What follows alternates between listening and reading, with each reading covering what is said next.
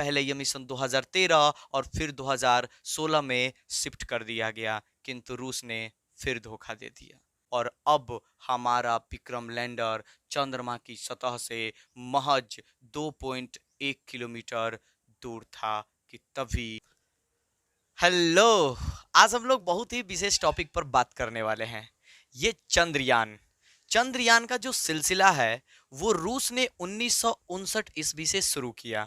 उसके बाद America, China और चंदा मामा पर जाने की होड़ मच गई। हम यहाँ बात करने वाले हैं भारत के चंद्रयान 2 और चंद्रयान 3 की। पिछले वीडियो में हमने देखा था कि किस तरह से अपने पहले ही प्रयास में मंगल ग्रह पर अपना यान भेजकर भारत ने इतिहास रच दिया, क्योंकि आज से पहले एक ही प्रयास में यह कारनामा विश्व का कोई देश नहीं कर पाया था। अब भारत की निगाहें एक बार फिर से चंद्रमा पर थी, पर इस बार चंद्रमा पर सॉफ्ट लैंडिंग की थी, यानी चंद्रयान 2, जिसकी आज हम बात करेंगे।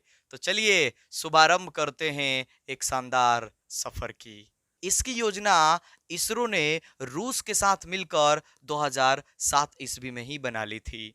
अब आप जरूर सोच सकते हैं कि सर 2008 ईस्वी में जब चंद्रयान 1 लॉन्च हुआ तो 2007 में इसकी कहानी कैसे शुरू हो गई। आपने ठीक सुना, बिल्कुल सही सुना आपने। चंद्रयान 2 की कहानी 2007 से ही शुरू हो गई थी। इसरो और रूस की स्पेस कंपनी के बीच एक समझौता हुआ, जिसमें ऑर्बिटर, रोवर और लॉन्चिंग की जिम्मेदारी खुद इसरो ने ली और बस लैंडर बनाने का काम रूस को सौंप दिया गया। किंतु रूस से तय समय पर बस इतना भी नहीं हो पाया, जबकि भारत तय समय तक अपनी सारी तैयारी पूरी कर ली थी।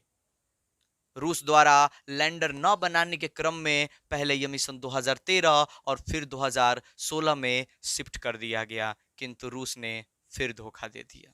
2015 ईस्वी में रूस ने लैंडर बनाने के लिए अपने आप को असमर्थ बताया, क्योंकि उस समय रूस के बहुत से मिशन असफल हो गए थे। तो लैंडर बनाने का निर्णय खुद इसरो ने ले लिया, किंतु दिक्कतें अभी कहाँ खत्म होने का नाम ले रही थी। इसरो के सामने कई समस्याएं आई, जिसके कारण लॉन्चिंग का डेट बार बार बदला गया और फिर वो दिन आया जिसका इंतजार पूरे भारत को था। 22 जुलाई 2019 ईस्वी को श्रीहरिकोटा से हमारे चंद्रयान 2 को सफलतापूर्वक लॉन्च कर दिया गया, जो 20 अगस्त को चांद की कक्षा में स्थापित हो गया। और अब चंद्रमा की कक्षा में हमारा ऑर्बिटर सफलतापूर्वक चक्कर लगा रहा था। दिन था 2 सितंबर। 2 सितंबर को चंद्रमा की परिक्रमा करते हुए विक्रम लैंडर ऑर्बिटर से अलग हो गया। अब आपके मन में यह सवाल बहुत आ रहे होंगे कि सर ये विक्रम लैंडर, सर ये ऑर्बिटर और सर एक और चीज ये रोवर क्या है। आइए समझाते हैं कि जो ऑर्बिटर होता है इसका कार्य होता है चारों ओर चक्कर लगाना, यानी चंद्रयान 2 में जो ऑर्बिटर भेजा गया था उसका काम था चंदा मामा के चारों ओर चक्कर लगाना। और लैंडर, जिसका नाम रखा गया था विक्रम लैंडर, लैंडर का काम था चंद्रमा की सतह पर सफलतापूर्वक लैंड करने का प्रयास करना। और रोवर का काम था लैंडर में से निकलकर चांद की सतह पर चलना और जानकारी इकट्ठा करना, जिसका नाम रखा गया था प्रज्ञान रोवर। अब जैसा कि आपको पहले ही हमने बताया कि 2 सितंबर को हमारा जो विक्रम लैंडर था वो ऑर्बिटर से अलग हो गया और अब बारी थी विक्रम लैंडर को चंद्रमा की सतह पर लैंड कराने की।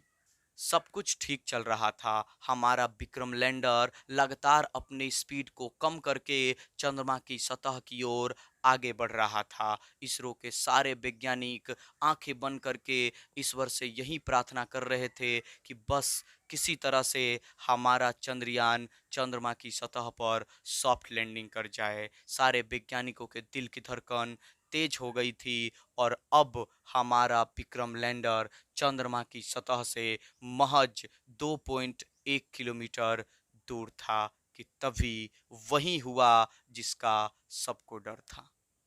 इसरो का संपर्क विक्रम लैंडर से टूट गया और इसके साथ ही करोड़ों भारतवासियों का दिल टूट गया। और बस हम चांद की सतह पर लैंड करते करते ही रह गए। इससे उस समय के तत्कालीन इसरो अध्यक्ष डॉक्टर के सिवन काफी भावुक हुए। भारत के प्रधानमंत्री ने जाकर इसरो के वैज्ञानिकों का हौसला बढ़ाया और डॉक्टर के सिवन को गले भी लगाया। गले लगाने के दौरान डॉक्टर के सिवन की आंखें भर आई और यह दृश्य देखकर करोड़ों भारतवासियों की आंखें नम हो गई। ऐसा नहीं था कि हम पूरी तरह से असफल हो गए थे। हमारा ऑर्बिटर अभी भी चंद्रमा के चारों ओर चक्कर लगा रहा था।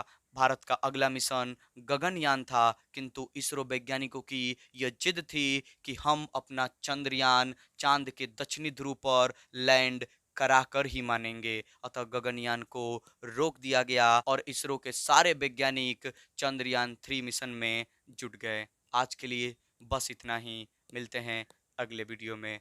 जय हिंद, जय भारत।